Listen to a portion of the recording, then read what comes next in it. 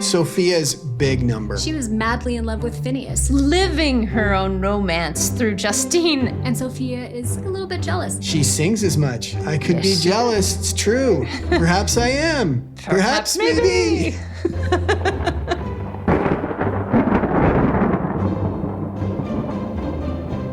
Welcome back. I'm Matt Collier. I'm Crystal Collier. And I'm Tara Denham. And we're here to talk Immortal the Musical. Last week we shared The Curse, which chronicled the family's hunt and how Lucas became what he is. This week we are shifting to a lighter tone, one of the funnest songs, perhaps maybe. Sophia's big number. This is the moment where you actually get to know who Sophia is. This song opens up with Sophia in Justine's room as Justine is leaving for her first outing with Lucas. Every night, Lucas comes with another rose and another outing for him and Justine. As this song progresses, Sophia's collecting these roses and putting them in this vase, so we can see that this passage of time is happening. Right at the beginning of the song, right before, Phineas is nosing his way in to the room and Sophia's trying to get rid of him before Lucas shows up. Phineas keeps revisiting throughout the scene, trying to observe what is happening between Lucas and Justine. This is his trap, but he loves his niece. He doesn't want anything bad to happen to her. He wants to stay on top of what's happening. But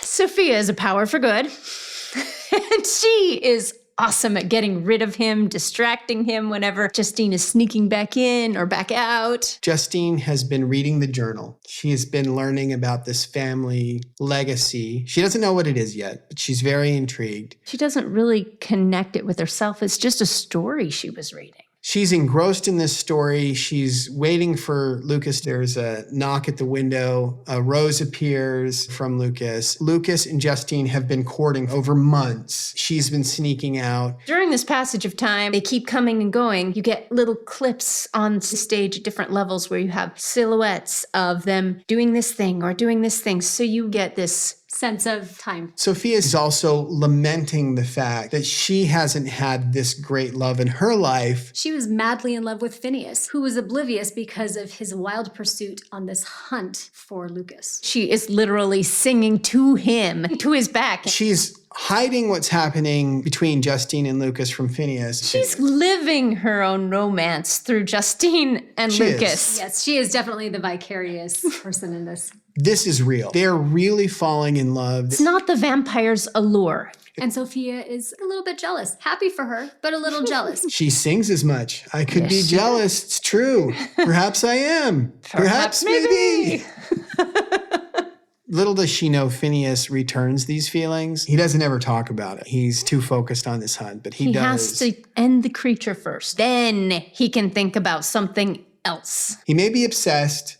He may be a little crazy, but he's very selfless. He is putting all of this entire burden, he's placing it on his shoulders. The end of the song is a lot of fun. Sophia's in the room. She's got some maids that come in, her backup singers. Or the maids start singing ooh la la la la. And the very last ooh la la la, Simon comes in and sings it. When we were rehearsing and we were preparing this script to be performed publicly, our son is like, you know what would be really funny? Simon should come in and sing the last ooh la la. Sophia is the mastermind. She is the mastermind. Yeah, she really is putting them together. The maids pull out these linens and she's talking about one day there will be a wedding. She knows there will be because that's where this relationship is headed. Maids put the sheet over her head and they're carrying it out like a bridal veil and they're marching together. Aubrey Zern, who's playing Sophia, does some really great improvisation and she's very funny. You can watch Perhaps Maybe by clicking in the comments in the description or in the tile at the end of the video. Please watch the video and like, share, and subscribe. Next week, we will share One Cut, which in my opinion is one of the most powerful songs in the entire show.